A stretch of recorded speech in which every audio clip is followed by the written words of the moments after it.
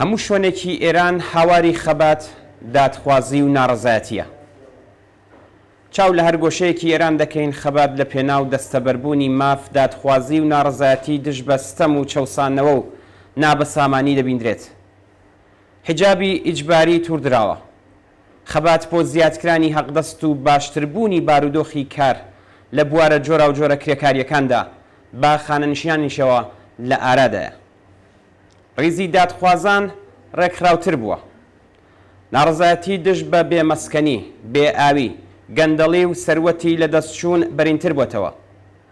کاربەدەستانی ڕژیمی داماو بێجگەل لە گرتن، زیندانیکردن، تەقەکردن، کوشتن، جەریمە و زیادکردنی ئێعدامەکان ڕێگا چارەیەکی دیکەیان پێشک نایە و نەیانتوانیوە و ناتوانن بەربە پتەوتربوونی ئیرادەی مافوازی بگرن و لە بەرامبەردا لە ڕیزەکانیاندا تووشی دووبەرەکی و لێک هەڵوەشانی زیاتر بوون.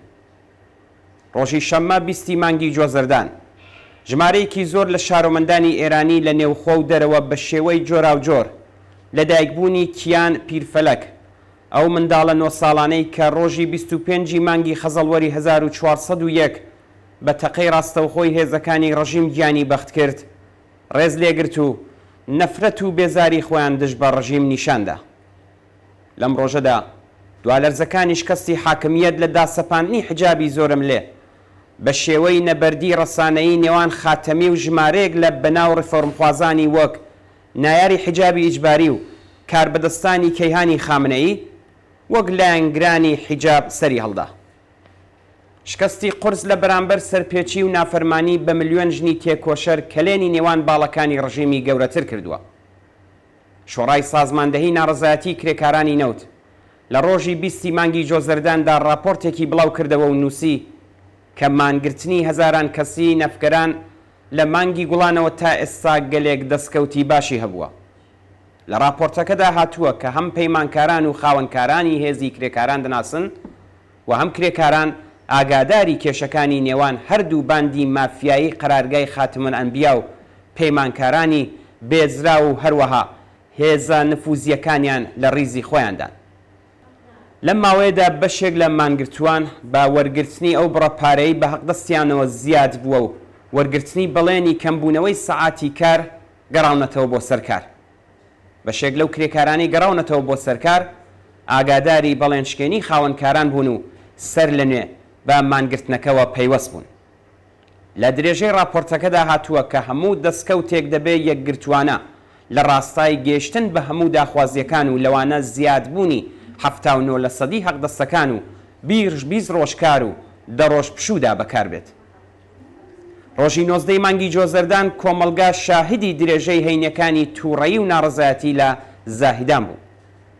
لەم ڕۆژەدا سەرکوتگەران با دەست بە سەرکردن، ڕێبەندان و هێرشکردنە سەر ناڕازیان هەوڵیاندا بەر بە کۆبوونەوەیان بگرن کە سەرکەوتوو نەبوون. تێکۆشەران لە خۆپیشاندانی خۆیاندا دروشمیاندا کۆماری ئێعدامیمان ناوێ، کورد، بەلوچ، ئازەری، ئازادی، بەرابەری، یەکێتی، شۆڕش، ئازادی، زیندانی سیاسی دەبێ ئازاد بکرێت، نا بۆ ئێعدام، قەسەم بە خوێنی یاران ڕاوەستاوین تا پایان. لەم ڕۆژەدا دەیان کەس لە بنەماڵەی گیانبەخت کردوانی شۆڕشی ژن ژیان ئازادی لە سنا، دیوان دەرە و دێگولان سەردانی بنەماڵەی گیانبەخت کردوانی بۆکان و سەقزیان کردو دواتر بەیەکەوە چوونە سەر گڵکۆی ژینا ئەمینی. ئامادەبووان لە حاڵێکدا کە وێنەی ئازیزانی گیانبەخت کردویان بەدەستەوە بوو لە گەمارۆی سەرکوتگەراندا بەیانیەک لەلایەن دایکی هەمیشە زیندوو هومەن عەبدوڵڵایی خوێندرایەوە. ئەوان وێڕای ناڕەزایەتی سەبارەت بە تێکدانی گڵکۆی ژینا و هەوڵدان بۆ سڕینەوەی لەگەڵ ئارمانەکانی ئازیزانیان پەیمانیان نوێ کردەوە و سوێندیان خوارد کە ڕاوەستاون تا پایان. دایە شەریفە دایکی هەمیشە زیندوو ڕامین حسین پەناهی لە کۆتایی مەراسمەکەدا ڕوو بە باقی دایکانی ئامادەبوو گوڵی بڵاو کردەوە. هەردوو مینوبوسی هەڵگری دایکان و ئەندامانی بنەماڵەکان لە کاتی گەڕانەوەدا کەوتنە بەر هێرشی سەرکوتگەران و 40 کەسیان دەست بەسەر کران. بە پێی هەواڵی گەشت و سەرانی هێزە سەرکوتگەرەکانی ڕژیم تا ئێستا هەموو دایکان و منداڵەکانیان ئازاد کردووە و ئەوانی دیکەیان ڕاگرتووە.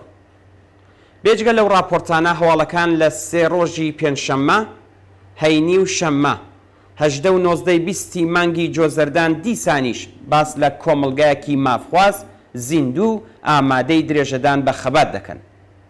ڕۆژی هەینی کۆمەڵێک لە ئازادی خوازانی شاری تەورێز دژ بە چوونی ڕئیسی جەلادی 67 بۆ شارەکەیان خۆپیشاندانیان کرد.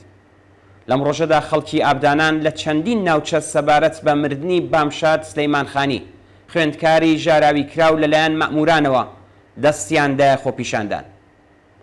ڕۆژی پێنجشەممە 18 مانگی جۆزەردان کۆمەڵێک لە کرێکارانی شرکەتی بەناگوستەری کەران بۆ چەندمین جار لە ناڕەزایەتی بە وەڵام نەدرانەوەی داخوازیەکانیان دەستیاندایە مانگرتن و لە شوێنی کارەکەیان کۆبوونەوە.